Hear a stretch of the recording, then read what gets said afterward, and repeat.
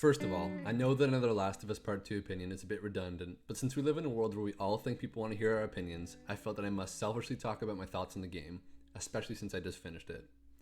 So this game to me was quite the experience. Even before playing it, this game was something I was anticipating. Even after the leaks and the negativity, I still believe this game is going to be worth the wait and worth the hype. For a long time I've been following so much about the development of the first and second game. I had watched almost all the behind the scenes videos, read as much stuff as I could, and to me this game series and its creators at Naughty Dog were extremely impressive and fascinating given how they'd taken the video game world by storm. I was amazed by how desperately people wanted to play part 2, and just as amazed at how highly people regarded the first game. But obviously Naughty Dog has a great reputation for games. Mixed together with zombies and a heartwarming story, it only made sense that people would latch onto something like this. But still, it was almost unbelievable when I would go on Twitter or any comment section regarding The Last of Us Part 2 and see countless comments of people begging for the release date. There seemed to be more people asking for the release date than anything else to do with the game or its creators. I almost felt bad for Naughty Dog, as if they'd created a monster and didn't know how to react. It seemed as though people didn't even care about the game necessarily, they just wanted to ask the same question everyone else was asking. But nonetheless, all this excitement was working. People around the world couldn't wait for this game of all games, a definite game of the year, and one of the most well-made video games ever. All these things and more were what people anticipated, what so many people almost guaranteed. But then came one of the strangest series of events leading up to video games release. The Last of Us Part 2 was set to come out in February, but then it was quickly delayed to the end of May for extra time to polish. But then, the pandemic began and messed things up even more. But then, a bunch of story details and cinematics of the game got leaked. One of the most highly anticipated games ever got leaked. Something so unexpected and so shocking for the video game community that changed the course of the game's release indefinitely. The worst part of all, though, about all these unfortunate events, is that it seemed that the majority of the fans were extremely unhappy about the story that the leaks revealed. Obviously, most people know about all this, but to me it's still insane no matter how many times you talk about it. The fact that such a beloved game, something so highly anticipated, had one of the worst game launches leading up to it and became so divisive and seemingly hated. I was still excited though. I tried my best to avoid as many leaks and comment sections as possible, and was able to almost entirely play the game spoiler free, thankfully having basically all the story still be a surprise to me, which I wish more people could have experienced too. I genuinely feel like this game would have been way better received without the leaks, which might seem obvious, but even some people that didn't actually see any spoilers decided not to try the game because they still heard negative things and thought that if the majority of people didn't like the spoilers, then it wasn't worth their time. Then the review bombing happened, where thousands of people instantly rated the game extremely low, presumably just from seeing the leaks or hearing negative opinions from others, because before the game had even been out for a day, a game that takes most 20 hours to complete and up to 30 hours for those who take their time, people are already reviewing it poorly, which to me just isn't fair. I'm not trying to say that everyone has to like this game, or that Naughty Dog deserves more respect or anything like that. All I'm saying is that so many people didn't even give this game a chance, because they already decided it was a bad game, and nothing could change their minds. To me, people acted childishly. These gamers and fans of the original game were so devastated because they didn't get the game that they wanted. They didn't get to see their two favorite characters as a dynamic duo again for the whole game. Or they didn't like the new character Abby. They thought the story was weak, they didn't like the SJW stuff, or the lesbian relationship, or the new character Dina, or they didn't like the way their favorite character was killed off. I know one of the biggest issues people have with the game is how Joel dies, but to me, it works. It works because for there to be a sequel, Joel's actions had to have some kind of repercussion. You couldn't just excuse the fact that he potentially prevented the worldwide cure for essentially his own selfish reasons. Is it sad that Joel died so fast? Yes. Is it somewhat disappointing that some new weird-looking no-name girl is the one who kills him? Yes. But if this game is meant to be the opposite of the first, if it's meant to be all about hate and revenge, how better to tell that story than by giving us a legitimate reason to feel those emotions right away?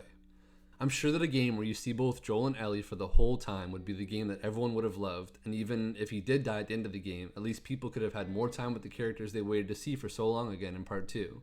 But there were plenty of powerful moments used through flashbacks of Joel and Ellie that were so effective and emotional because we had lost Joel so early, and since he was gone, just the sight of him again was satisfying and gave you even a small amount of what you probably wanted this game to be. The people behind this game made some tough choices. They did things people didn't expect or even want, but I do think that they did everything for a reason, and ultimately made a story worth telling in the setting of the dark world they created.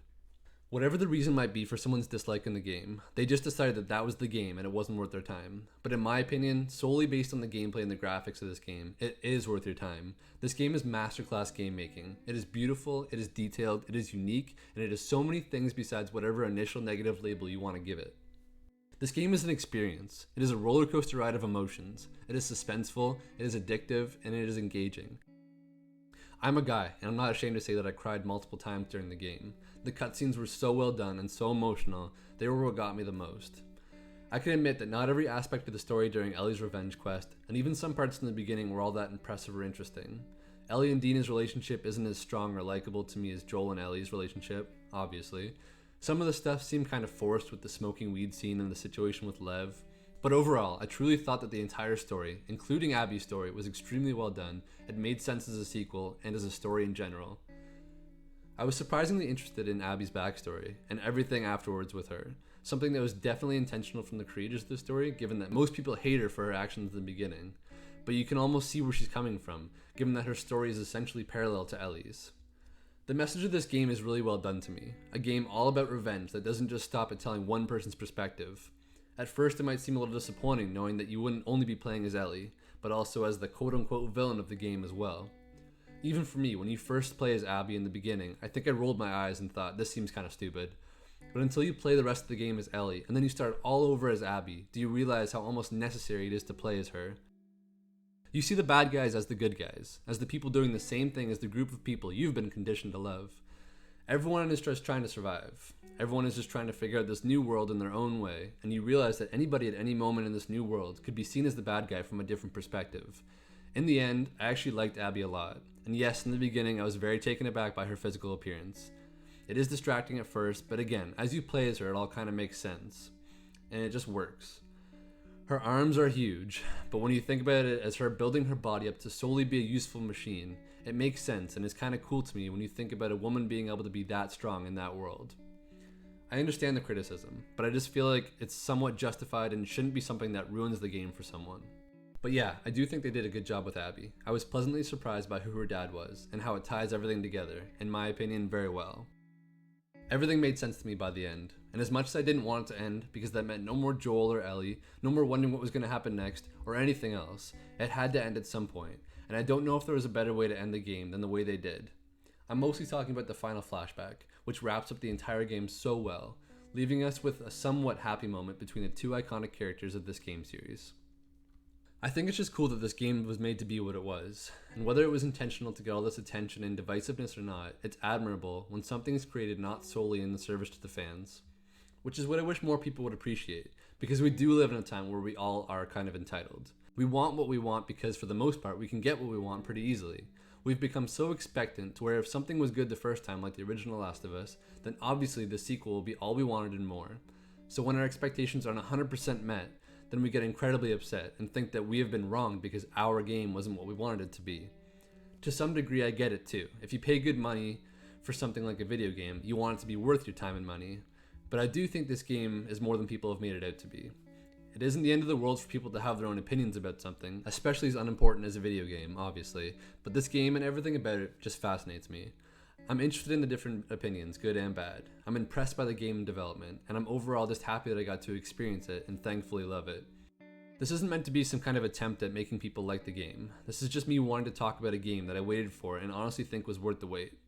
I'm not one of those kind of people that think video games will change your life in some profound way necessarily, but I do think that a game like this can provide you with some genuine fun for several hours.